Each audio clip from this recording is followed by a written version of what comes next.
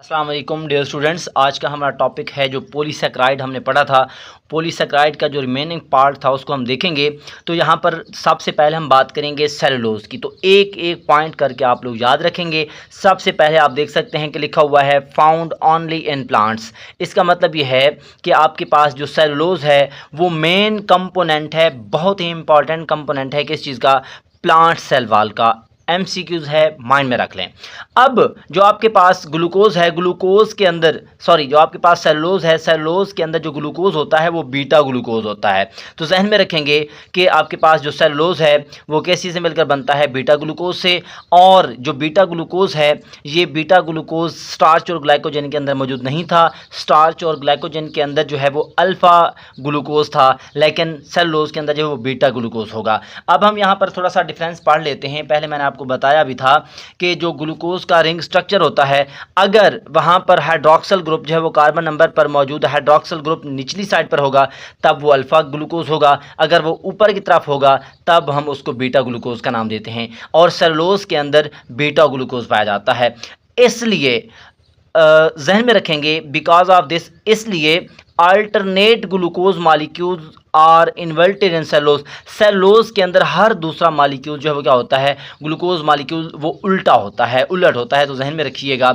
यहाँ पर हम देखते हैं स्ट्रक्चर के बारे में। तो जहन में रखेंगे कि beta 1,4 glycosidic bond form straight chain के यहाँ पर एक ग्लूकोज और दूसरे ग्लूकोज के दरमियान पहले ग्लूकोज का जो पहला बीटा ग्लूकोज है उसका कार्बन नंबर 1 और दूसरे ग्लूकोज का बीटा ग्लूकोज है उसका कार्बन नंबर 4 के साथ जो बॉन्ड बनता है उसको हम कहते हैं बीटा 1,4 ग्लाइकोसिडिक बॉन्ड। और वो जो बॉन्ड होते हैं वो बहुत सारे बीटा ग्लूकोज को आपस में मिला देते हैं और स्ट्रेट चेन बना देते हैं।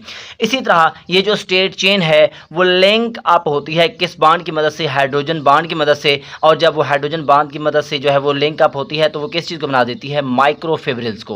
अब जब माइक्रोफिब्रिल्स बन जाते हैं तो जहन में रखिएगा ये जो माइक्रोफिब्रिल्स हैं वो कंबाइन हो जाते हैं और वो सेलुलोज फिब्रिल्स को बना देते हैं। और ये जो सेलुलोज फिब्रिल्स हैं ये स्ट्रांग और रिजिड होते हैं। इनकी डायग्राम मैं आपको आगे जाकर दिखाता हूँ। अब यहाँ पर फंक्शन की बात की जाए तो ये प्रोवाइड स्ट्रेंथ, मतलब कि पौधों के सेल वाल को या पौधों के सेल को स्ट्रेंथ प्रोवाइड करते हैं। Makes material like paper, cotton etc। और प्लांट के अंदर जो है बहुत सारे मटेरियल को बनाने में ये इस्तेमाल होते हैं, जैसे कि पेपर और कॉटन वगैरह।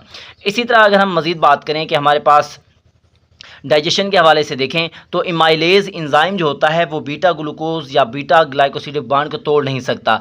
इसलिए इसको रिक्वायर स्पेशल इंजाइम, इसको डाइजेस्ट करने के लिए स्पेशल इंजाइम चाहिए। ये स्पेशल इंजाइम कुछ बैक्टीरिया के पास और कुछ प्रोटोजोआ के पास होता है और वो इसकी मतलब उस इंजाइम की वजह से इसको जो है वो क्या कर सकते हैं, डाइजेस्ट कर सकते हैं। इसी तरह अगर हम बात करें जैसे कि हर्बीवोर्स जो घास खाते हैं, जैसे कि काउज और टर्माइट्स मतलब दीमक हो गई, इनके पास जो है म्यूचुअलिस्टिक बैक्टीरिया होते हैं जो एक दूसरे को फ़ायदा पहुंचा रहे होते हैं। मतलब ये बैक्टीरिया काऊ के अंदर और टर्माइट्स के अंदर पाए जाते हैं और इन के दरमियान जो है म्यूचुअलिस्टिक एसोसिएशन होता है, दोनों को फ़ायदा पहुंचता है।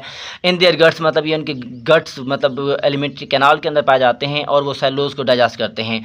इंसान के पास मतलब ये जो सेलुलोज है वो डाइजेस्ट नहीं होता क्योंकि इनके पास जो है हमारी बॉडी के अंदर सेलुलेज इंजाइम नहीं है, इसलिए ये जो है डाइटरी फाइबर का काम करता है। यहाँ पर नेक्स्ट देखते हैं स्टार्च के काइटिन के बारे में। अब ये जो काइटिन है वो मोडिफाइड फॉर्म है किस चीज़ की, सेलुलोज की। और ये देखने को मिलती है कहाँ पर, एक्जोस्केलेटन, मतलब कि एक्जोस्केलेटन के अंदर मिलती है। और वो एक्जोस्केलेटन जो है वो इंसेक्ट्स का, क्रैब्स का और लोबस्टर्स का जो है वो शामिल हैं। इसी तरह अगर हम बात करें ये जो आपके पास काइटिन है वो फंजाई की सेल वाल के अंदर भी देखने को मिलती है। सेलुलोज की तरह जो है जहन में रखेंगे, सेलुलोज की तरह it is also a polymer of glucose. ये ग्लूकोज का पॉलीमर है, मतलब ग्लूकोज आपस में मिलेंगे फिर ये बनेगा। हर ग्लूकोज यूनिट के पास नाइट्रोजन कंटेनिंग ग्रुप होता है। Only few organism can digest chitin. बहुत ही कम जानदार जो हैं वो काइटिन को जो है क्या कर सकते हैं, डाइजेस्ट कर सकते हैं। इसी तरह पैक्टिन एंड लिग्निन की बात की जाए तो ये दोनों जो हैं वो पॉलीसेकेराइड्स हैं और ये प्लांट सेल वाल के अंदर बिल्डिंग मटेरियल के तौर पर जो है वो क्या होते हैं, इस्तेमाल होते हैं। इसके अलावा अगर हम बात करें हमारे पास नेक्स्ट है आपके पास एगर अब ये जो एगर है इनको रेड अलजी की सलवार में देखा जाता है, मतलब ये वहाँ देखने को मिलते हैं। और ये क्या करते हैं, यूज्ड एज फूड थिकनर, ये फूड को थिकनिंग के मतलब फूड के अंदर थिकनेस पैदा करने के लिए इस्तेमाल होते हैं। इसी तरह ये मीडियम प्रोवाइड करते हैं, ग्रोथ मीडियम, किस चीज़ को, बैक्टीरिया को और फंजाई को। कहाँ पर, लैब के अंदर, मतलब लैब के अंदर जो बैक्टीरिया और फंजाई को जो है ग्रोथ करवाया जाता है, तो यही चीज़ जो है एगर जो है वो मीडियम प्रोवाइड करेगा। म्यूरिन की बात करेंगे तो ये शुगर पेप्टाइड पॉलीमर है और ये कहाँ देखने को मिलता है, प्रोकैरियोट्स मतलब कि जो बैक्टीरिया हैं उनकी सेल वॉल के अंदर ये देखने को मिलता है। इसी तरह अगर हम बात करें कि हमारे पास जो डायग्राम है, यहाँ पर आप देख सकते हैं, ये ऊपर वाली सेलुलोज है, ये जो ऊपर वाली ये स्टार्च है, ये सेलुलोज है। अब स्टार्च के अंदर आप देख सकते हैं अल्फ़ा ग्लूकोज हैं, ये आपके पास जो बांड है वो नीचे बने हुए हैं, सारे बांड नीचे हैं, मतलब ये हाइड्रोक्सिल ग्रुप भी नीचे है।